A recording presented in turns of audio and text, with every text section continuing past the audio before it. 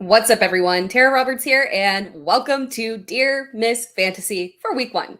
I am so excited to be hosting the show with Player Profiler. This is the official mailbag show for Player Profiler. We're going to cover some hot topics of the week before we dive into the mailbag portion of the show. But before we even touch on the biggest news in fantasy football, I hope you guys had a fantastic Labor Day weekend and soaked in the technical week one of college football. Because if you know me, and if not, you'll get to know me, I am a die-hard Clemson fan, graduated from Clemson, grew up right outside of Clemson, and have attended what I can only estimate is like more than 50 games for Clemson. Bowl games, home games over the course of my life since I was a wee child. So needless to say, my first week of college football was wildly disappointing, painful. Yeah, I don't even want to go into it, but we'll shake that off. I hope that your team did not embarrass you the way that my Tigers did, and I hope that week one for the NFL gets off to a better start, right? It's got to be better, because if you saw that game, you know what I'm talking about. I don't even think we have to dive into it. So let's just forget all that nonsense and move on to happier-ish topics. Not really, because the hot topics are kind of disappointing this week, right? All the news and notes, the big stuff that's going on, it's all injury related. So we'll start off with the big thing, obviously, Cooper Kupp. As of right now, we don't have a definitive answer on Cooper Kupp's status. We're still hoping that we'll get some kind of indication sometime soon. But at this point, he's still day-to-day. But in theory, it's kind of tough to imagine that someone that is still visiting with a specialist this week is going to play in week one. He's not practicing, visiting with specialists. It's just not boding very well for him being in action in week one. So I think at this point, we just have to kind of move on from this. And we're not going to talk about it from a replacing Cooper Kupp perspective, because obviously you cannot replace Cooper Kupp with production from anyone on your fantasy team, unfortunately. But what we can do is we can look at the other Rams players in week one and kind of see if there's anybody that we can lean on, maybe as a flex option. Now, the matchup is against Seattle. Terrible matchup, obviously, for them. Seattle allowed the third least fantasy points to wide receivers last year. They also reinforced their secondary via the draft.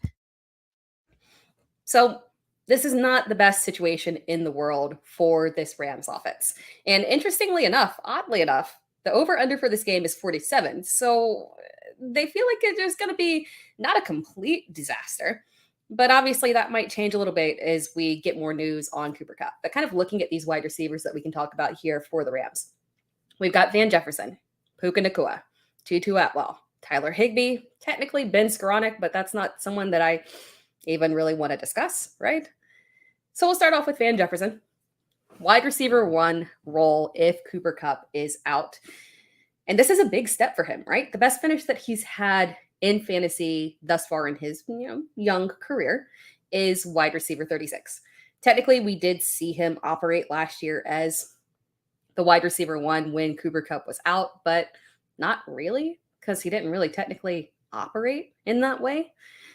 There was no Matt Stafford. I don't really think that you can take a look at what happened at the end of last year and really apply that to Van Jefferson. The offense was a mess. It was tough to really judge. So to that extent, we've never actually seen Van Jefferson operate as more than a vertical threat guy. But he has to be that guy right now. He is the guy in that offense that can step up. He's the only one with significant experience that can maybe transition into this role. It's still tough to trust him in this offense, but the positive thing is that Matt Stafford is healthy. That's a lot different from last year. So if you want to look at Van Jefferson in low and flex option in deep leagues, I can see that. You can do better in 12 teams or less for sure. 10-team league, don't even think about it. We're not going there yet, but Van Jefferson is definitely someone that you need to keep on your radar to see how he can mold himself into this wide receiver one role. Puka Nacua, again, this is someone who, as a rookie, I have loved as a prospect. And even without the Cooper Kupp injury, I liked him to be able to step into a role of some level of mild significance within this offense. But again, this is not someone who I would want to start. If he's on waivers, and he is available on waivers, I've been checking the roster percentages now, and there are a lot of people that are still drafting. If you want to grab him, I would highly advise that. That's not someone that you can plug in right now. But again, with these rookies, you just got to take your lumps for a month, maybe even 2 months, and then back half production once they get really acclimated to the NFL is genuinely something that we can look at to happen with Puka Nacua. Again, with Ben Skoranek and Tutu Atwell, these are the no guys here. But the big play here is going to be Tyler Higbee. Yes, Tyler Higbee, someone that we were taking around like tight end 14 or 15. He's a top 10 option for me at tight end this week. He's someone that can really, really step up here and do well and kind of be a target hog within that offense. Someone that Matt Stafford can trust, someone who plays underneath. So looking at him, that's really the only play that I feel super comfortable with in any format. Because as we know, we've got some shaky tight end situations going on here with our lead tight ends. Travis Kelce, obviously. We've got some, potentially disappointment around the availability for George Kittle as well.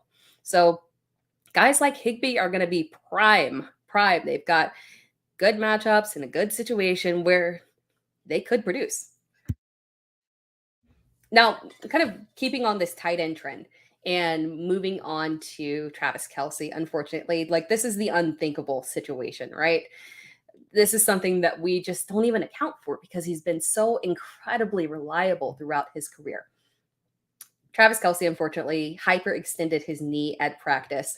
Now in question for Thursday's game, potentially out. This is huge because if you draft Travis Kelce in redraft, you're not rostering a backup, right? So you're going to have to go to the waiver wires and pick something up because when you have Travis Kelce, that's it. That is it. In dynasty leagues, you've obviously got something you can tilt towards on your bench. But when we're talking redraft, we're going to have to start streaming right away. And that's kind of scary. That can be scary in a landscape where we've got all of these young tight ends where we don't have a previous season track record of how they're going to fit into this offense, right? So looking at some backup options, if you have to start planning, and you do need to start planning for what you're going to do if Travis Kelce is not able to play. Because remember, again, this is a Thursday night game. And while we do know that Noah Gray is the backup tight end, you just don't feel comfortable switching over to a backup tight end, right? Because it's not a one-for-one replacement. Noah Gray cannot be Travis Kelce, unfortunately. So you're better off kind of tilting yourself towards another direction with backup tight ends. So looking at backup options, guys that I kind of look towards, the big one really, Juwan Johnson versus Tennessee. I mean, come on. That is a fantastic option if you have to pivot. Honestly, one of my favorite, even without the Travis Kelce injury, one of my favorite streaming options of the week. Tennessee's defense, absolutely abysmal against the pass. And Juwan Johnson, again, can step in there and really produce from a tight end perspective. We saw him have boom weeks last year, strong red zone usage. So look to him as someone, if he's on waivers, you need to snatch up immediately. If he's not available, maybe someone else, who has Kittle is sitting there and needing to make a pivot option as well. Jake Ferguson is not the worst option in the world. It's not a high upside play, right? Because it's Jake Ferguson. But we do know the utilization. And now, granted, we do have a change in offensive coordinator in Dallas, but we do have consistency with Dak, and we know how he prefers to utilize tight ends. So kind of looking at Jake Ferguson and his role within that Dallas offense, if you need to pivot to a safe option, that's another direction you can go with. And if you want to pivot to a riskier option, so top option, Juwan Johnson. Safe-ish option, Jake Ferguson. Risky, little bit of a high upside play, Greg Dulcich. Decently low rostered and facing Las Vegas. That is an excellent matchup for him. And he's going to be available on waivers because everyone is scared to death of Adam Troutman's role in the connection to Sean Payton. So, unfortunately, where he was a favorite sleeper earlier, no one after the preseason, no one's really checking for him. So that's another one that you can pivot to as well.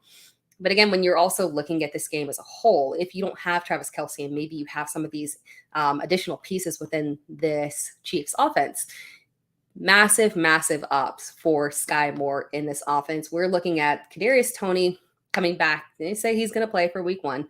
Obviously, he's not going to come back to a massive snap count. He'll probably be on a snap count limit. We have MVS, who has never really made a big impact in that offense and is more of a deep threat kind of player. Justin Watson as well.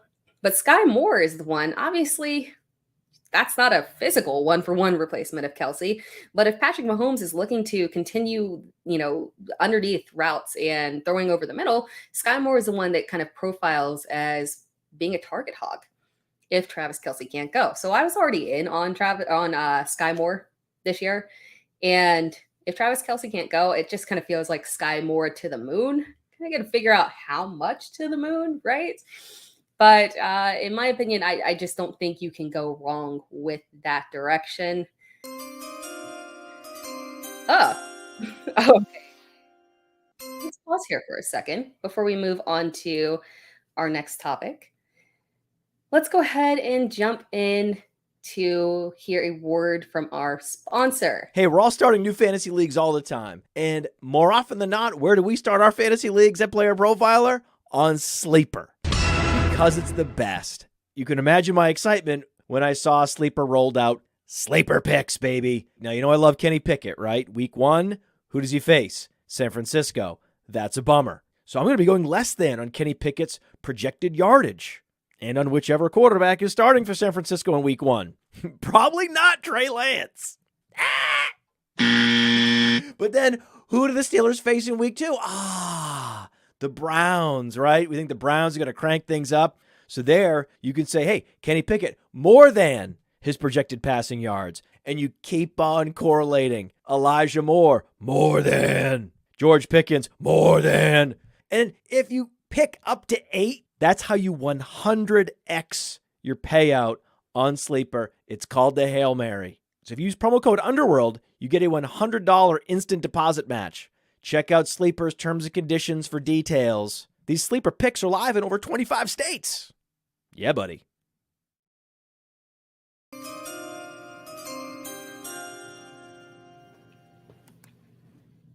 All right, let's go ahead and do one more pressing topic before we jump into the mailbag portion of the show. We got to talk about the Indianapolis Colts running back situation, obviously. Jonathan Taylor on the pup. So at least we've got definitive news, right? Jonathan Taylor on the pup. Everybody, I've been seeing these drafts, avoiding him like the plague, and rightfully so. If you're still doing drafts, he's just not someone that you can invest in until you're getting to round 6, 7, 8, really, because it's incredibly risky. Once you get past those RB2s, those low-end RB2s, then you can start thinking about jumping back into it. But this is just not a good situation.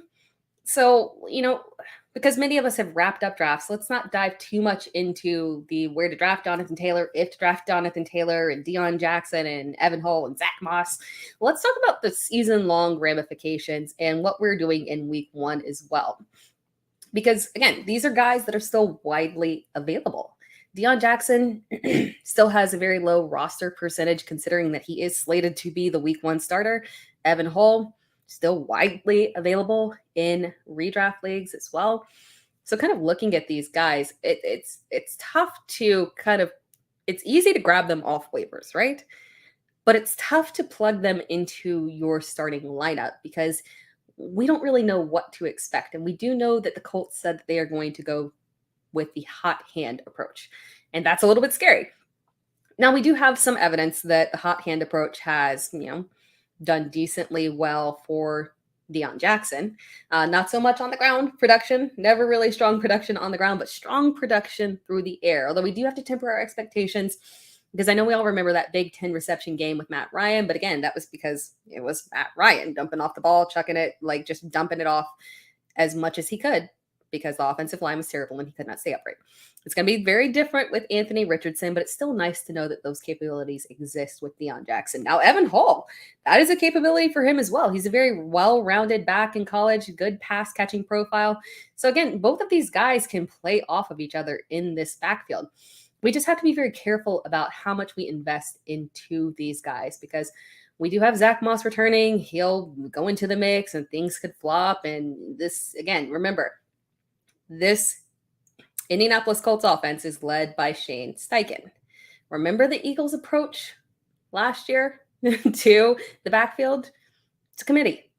It's going to be a committee. The only reason this wasn't going to be a committee was because they had Jonathan Taylor, but no Jonathan Taylor now. It's going to be a committee, unfortunately. So we know for sure that he is out until week 4. But we have to prepare ourselves. And this is the reason that you do want to grab these guys off waivers, although you don't want to go reaching for them, especially if you're drafting, because of the committee approach. But we do have to face the reality that there's a strong possibility that Jonathan Taylor might not actually play until after the trade deadline in October. It's scary, right? Because he doesn't really have, it's very different from a Saquon Barkley or Josh Jacobs situation because he's not playing on the franchise tag. So there's no big money incentive for JT to get onto the field here. And he does want the trade. Indianapolis is willing to trade them. They're just coming in at an extremely high price. So again, these might be the running backs that we're going with for Indianapolis until, well into, unfortunately, November. So again, very painful. Touch on this one real quick, just because it relates to Kenneth Gainwell, or the Philadelphia backfield, and how it relates to the Jonathan Taylor situation. I was a guest on the Mind of Mansion podcast last week, and my guest appearance, it had a question regarding who would score more fantasy points, Kenneth Gainwell or Jonathan Taylor. I said Gainwell. Twitter went wild, right? Because that sets a big take, right? But it's not a hot take. Because again, we just talked about it. The reality is that we might not see Jonathan Taylor until November. And Kenneth Gainwell, when we're looking at this Philadelphia backfield, while I'm not starting Kenneth Gainwell in week 1, I'm a big Kenneth Gainwell truther. I'm not starting him in week 1, but long term, this is the guy that you want to roster. So in case anyone heard the Mind of Mansion podcast and that little snippet, yeah, I do think that Kenneth Gainwell is going to end up outscoring Jonathan Taylor purely based on the fact that we might not see Jonathan Taylor until November, unfortunately. All right, that wraps it up for the big news of the week. For week 1, we're going to jump into the mailbag questions. And this is awesome because, by the way, guys, if you want to submit a mailbag question for next week, for week 2, tag me on Twitter at It's Tera Time, ITSTERA. So I put out a tweet for mailbag questions, and we got some good ones. Okay, so you guys were coming with the heat in terms of really good questions for discussion here. And we'll start off with one from Stephen Hayes. Question is, who is your early pick for Rookie of the Year? And this is a super easy one for me. I mean, the basic answer for Rookie of the Year, Offensive Rookie of the Year, is Bijan Robinson, right? But we're not going to go with the basic answer here. My dark horse pick for Rookie of the Year is Zay Flowers. Yes, it is. It's a bold prediction. Don't get me wrong. I love Bijan Robinson. So this is a very tall order for Zay Flowers to be able to outproduce and outshine Bijan Robinson within the context of the Falcons offense, right? Because he is my number 3 running back off the board. I think I should have my rankings in front of me. But yeah, so this is not a knock on Bijan whatsoever. That's just how in I am on Zay Flowers. I don't believe that there's a player out there that I have planted my flag in more this offseason than Zay Flowers. I am so bullish. It is ridiculous at that point. I believe truly in my heart that he will outperform Jackson Smith-Njigba, Jordan Addison, Quentin Johnston, and he will take his rightful place as the top producer from a wide receiver perspective in this rookie season. And the reason that he can rival Bijan Robinson is because, like Bijan Robinson, Zay Flowers is going to step into the number 1 role. Now, it's tougher for Zay Flowers because obviously that offense has and will likely still run through Mark Andrews, right? But outside of that, it's very simple. Zay Flowers has the most direct path to wide receiver 1 on his team over any other rookie receiver in this class. There is absolutely no denying that. He has to compete with an aged Odell Beckham Jr. or Rashad Bateman that just, while he's a very strong prospect and a former first round pick himself, has struggled with injuries and just not lived up to his potential, unfortunately. So when we're looking at this offense for the Baltimore Ravens, it's been inconsistent in the past. And the pass volume has been shaky at best. But I truly believe that the hire that the Ravens did with Todd Monken was the most fantastic move that they could have possibly done for them. They needed to make a change on offense. Lamar Jackson on the ground is fantastic, but they have to pump more about volume through the air. Again, you guys know me, I'm an ACC girly, so it was terror when Lamar Jackson was coming to town for Louisville, because even though they weren't the better team, Lamar Jackson was just the better player. And you know that he was going to be an absolute menace on the field. And it sounds like Todd Monken wants to take him back to that, where you just unleash Lamar Jackson, not just on the ground, but through the air as well, and give him more control of the offense. And I just think that it's going to connect so well, and that Zay Flowers is the perfect wide receiver one for him. We saw the versatility that he had at Boston College, again, ACC. So again, this is something that I'm very, very honed in on. The production that he had, the volume, the way that he looked on film, fantastic, reliable, can serve as a primary red zone target. I sound like I'm fangirling, but I just can't say it enough that I truly think that the opportunity for him is through the roof. Someone who I have drafted more, oh man, he might be my most frequently drafted player now that I think about it. So that is my take there for Offensive Rookie of the Year. I expect huge things from Zay Flowers.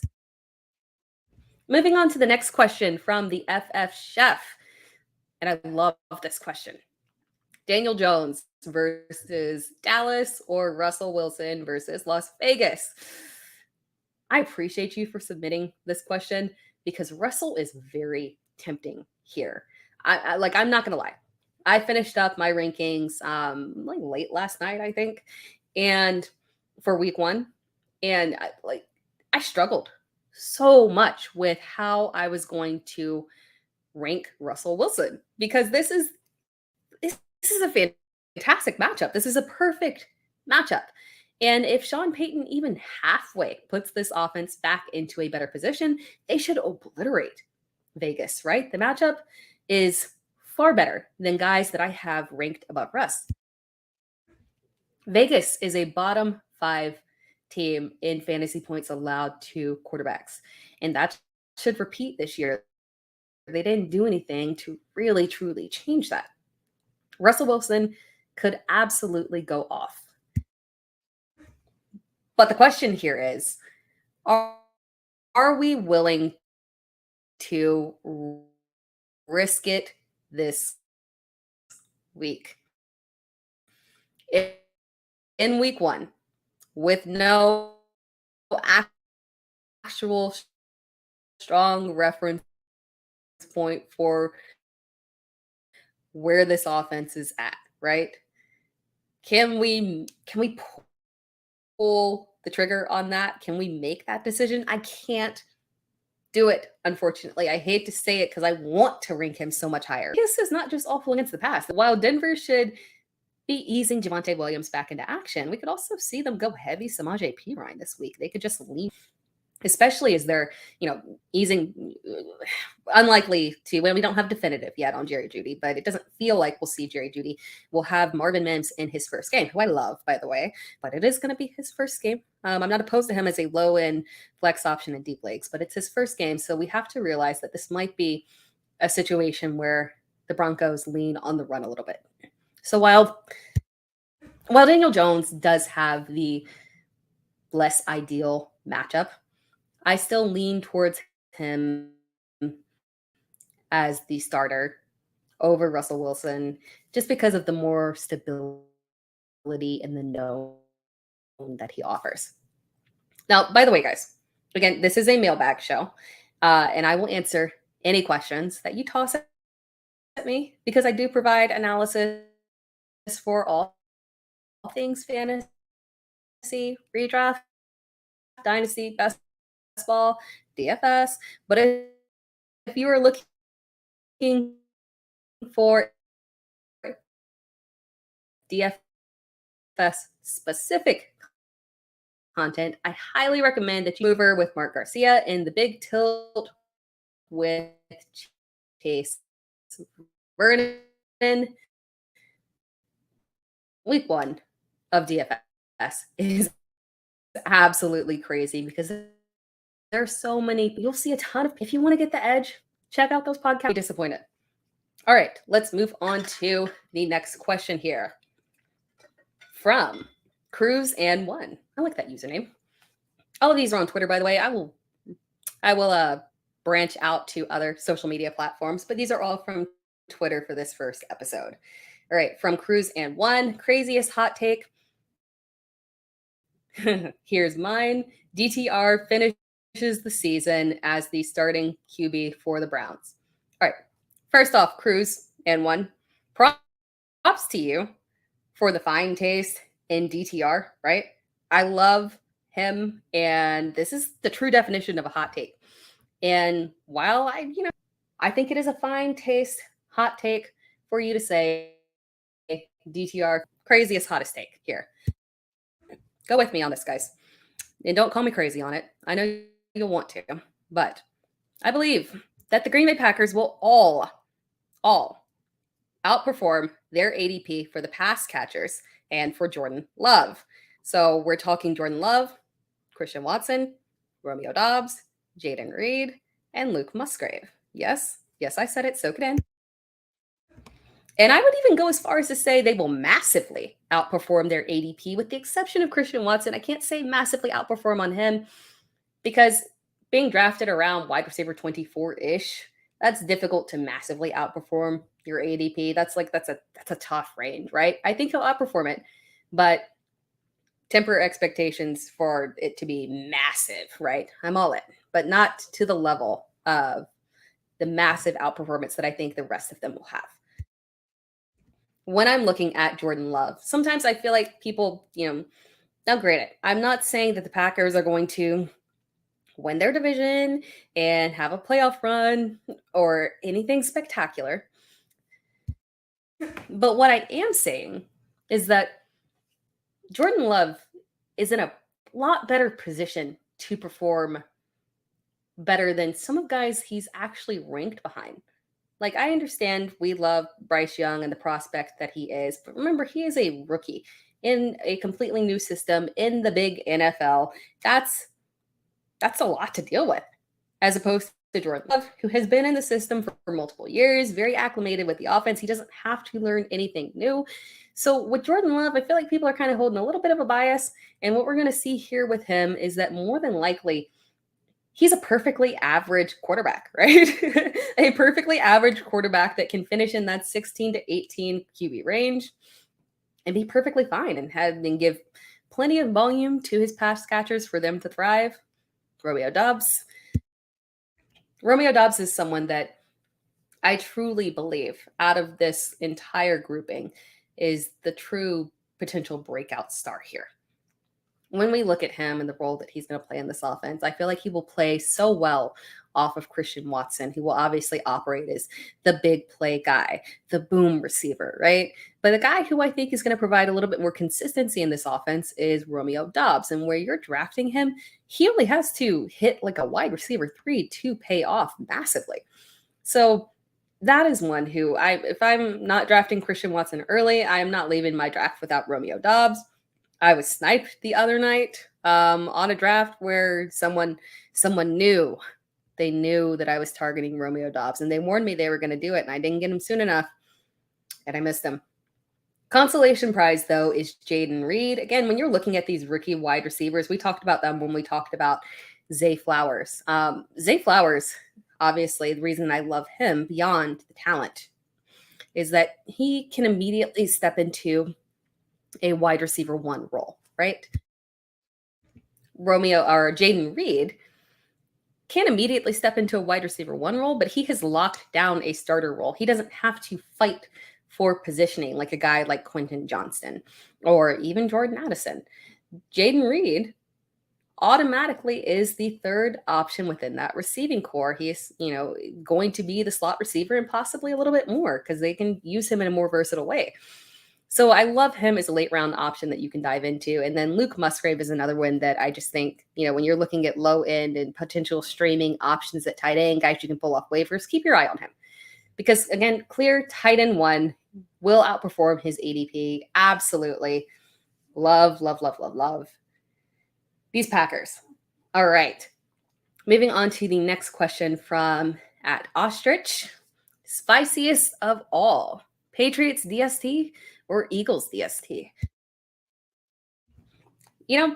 This is why I hated the prospect of drafting the Patriots defense, because right off the bat, I don't want to start them in this matchup. Give me the Eagles DST. I see struggles coming in for Mac Jones with the receiving core lacking. I can see an interception here. Definitely lean towards the Eagles defense. They lost a few bodies, but they definitely replaced them in the draft. They're over there running masterminding, just masterminding their organization from a general management perspective. All right, moving on to my next question from @Wilson27. Who do you draft first, James or Dalvin Cook? First of all, props to you for weaving in the Cook brothers into the same question. That's impressive, and I am obsessed with this question. ADP has Dalvin Cook at RB23 and James Cook at RB27. I'm actually at ADP on James Cook, which is weird to exactly match up with ADP on a player in the mid rounds, right? But he is literally RB27 for me. But I am far lower on Dalvin than the consensus. He is RB34 for me. I much prefer, from a draft perspective, James Cook. I think the upside is truly there for him overall in terms of how the season plays out as a whole. And then, my problem that I have here with Dalvin Cook is that I think that Cook becomes a liability as the season goes on. Both Jets running backs are starting this week. So, luckily for us as fantasy managers, we're not getting Breece Hall on the pup. We don't know what the split will be. And I would assume I'm very wary of starting Breece Hall this week, just because we know that they're going to want to ease him back into action. And you get a little bit worried, right, that there's not going to be a ton of volume and it's not an ideal matchup for them. But this is a good sign regardless of what's going to happen here. Because while week one may tilt towards Dalvin Cook, it's good to see that Breece is getting in there early. Now, I still think that, it's going to be a fairly even split, but as the season goes on, we might see Breece Hall kind of step up into a more prominent role and kind of take over in that backfield. And at some point, Cook is just going to become a liability. You kind of look in, we do have a reference point, right? This is Aaron Rodgers and Nathaniel Hackett. We have a reference point of what an offense for Aaron Rodgers and Nathaniel Hackett looks like with A.J. Dillon and Aaron Jones. So if you're looking for what Dalvin Cook would be in a regular split towards the end of the season, you were looking at a low-end RB2, high-end RB3, unfortunately. And that's just not the guy that I want compared to James Cook, where he has the pass-catching upside. And I don't think that he's going to be strictly limited to the pass-catching upside, the way that I see this backfield working. And I know a lot of people are skeptical if a running back his size can truly carry on an RB1 role. But I can see this where Damian Harris, health permitting, of course, since that has been a little bit of an issue for him, but health permitting, Damian Harris and James Cook split early work. And we know there's no receiving upside for Damian Harris. And then James Cook gets the receiving work. So when I'm looking at how this offense is going to operate for them, I kind of feel like the upside and the value that James Cook really just outweighs Dalvin Cook. So I lean towards, I prefer to draft James Cook. Kind of prefer to start him in week one as well. Moving on to the next question from Sasquatch Cabby. Good username.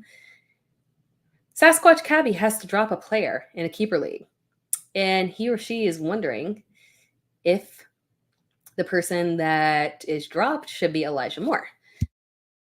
Now, I was given a list on Twitter, You guys can't see the list, but I'll give you a quick rundown of some of the names real quick. These guys like Kenny Pickett, Kadarius Toney, Rashad Bateman, Marvin Mims, Tank Bigsby, Gerald Everett. Logic says drop Gerald Everett because I know that's what you're initially thinking, but he's got another tight end problem that his tight end that he would be starting is Dalton Kincaid. Again, that's a risky tight end that, as you guys know, if you have a rookie tight end, you obviously have to pair him with a more stable option, which Sasquatch Cabby did. So good job. So you can't really drop a tight end, unfortunately. So the person who I would drop here, it would have been Kadarius Toney, right? Because you can't trust Kadarius Toney, really.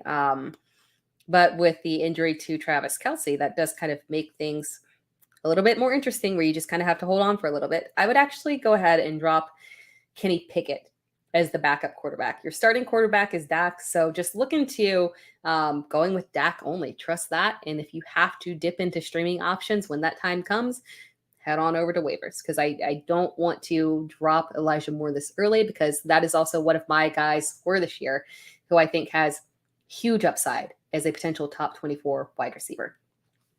Moving on to the next question from Pastor Robbie Jr. Tank Dell is on waivers.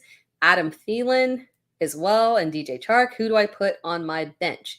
So this is a good question because it depends on how you're structuring your bench. I rank them as Thielen, Chark, and Dell, but that's not necessarily how I would grab them off waivers because if I've already got high upside options on my bench, then I'll stick to the rankings and I will go with the one that will have the most stable, steady production in Adam Thielen. But if I've already got a player like that on my bench, a nice little steady option, I maybe want to take a high upside swing. Adam Thielen is not a high upside swing, unfortunately, at his age. He's just more of a nice little stable option that you can trust and plug in as a flex option, provided he stays healthy. But if you want to really swing for the fences and you need a high upside play on your bench, that's where I would go get Dell. So it really just depends here on how you are structuring your bench and what else is on there. Moving on to the next question from Cruz and One. Thoughts on handcuffs at wide receiver? I know we do it a ton at RB, but does it make sense to have Mims and Judy or Pittman and Pierce, Dotson and McLaurin, and so on? This is a really good question. And in short, I try hard not to do it unless it is a high-powered offense. And while some of these offenses do have some promise, none of them are exactly high upside options. So I'm not a big fan of doing it because typically if it's two guys in a high-powered offense, they're probably going to have higher ADPs, which make it a little bit more difficult to make that investment at higher ADPs into the same player. Now, where it could make sense is a Mims and a Judy, because where you're investing in Mims, not significant. So if you have a bench that's deep enough to be able to do that, I would do that. But if it's a shallower bench, I would probably not take that risk unless you're planning to make a trade or something like that. Moving on to the next question from @SmarkPower, Smark_Power. Best late round RB stash, Hall, Tucker, etc. This is a pertinent question. We talked about Hall earlier and the potential that he brings within that Indianapolis offense. It's good to take a stab at him because the Colts and the current regime have no loyalty to Deion Jackson. They've already stated that they're going to go with the hot hand. So it's very possible that Evan Hull can carve himself out a role in this offense. But the guy that I really love grabbing is Sean Tucker. Because if medicals weren't an issue, there is no way that Sean Tucker would have gone undrafted. He had a fantastic profile in college. And at some point was a very strong candidate, top 10 for sure, top 5 on some people's list in terms of where he was ranking in terms of prospects. And if it weren't for the fact that he had that medical issue, he truly could have been someone that landed in a prime, more optimal situation. He's already passed Chase Edmonds. Not that it takes a lot to pass Chase Edmonds, right? But he has already passed Chase Edmonds in the depth chart. He's officially the RB2. And Rachaad White doesn't have proven work as a 3-down back, although I do love him. It is very, very reasonable to take a late round stab at Sean Tucker as a stash to see how that shakes out. Because if he stays healthy and he gets the opportunity, watch out. He could make an impact. We saw, they've said in the offseason that they do want to utilize, the Bucs have said in the offseason that they do want to utilize Rachaad White in a 3-down role, and they think he's capable of that. But you can say that all you want. If somebody else gets out there and really makes an impact, all of that can change. So while I do love Rachaad White, Tucker is a fantastic late round option. All right, we're going to do one more mailbag question here. Oh, and this is a good one. This is a really good one. It is from Ed McCumber, 52. Keenan Allen or Jahan Dotson, week 1. Oh, man, I've already done a start sit show for the week. You got to say that slow or else it kind of comes out a little sideways, But I've already done a show with start sits for the week.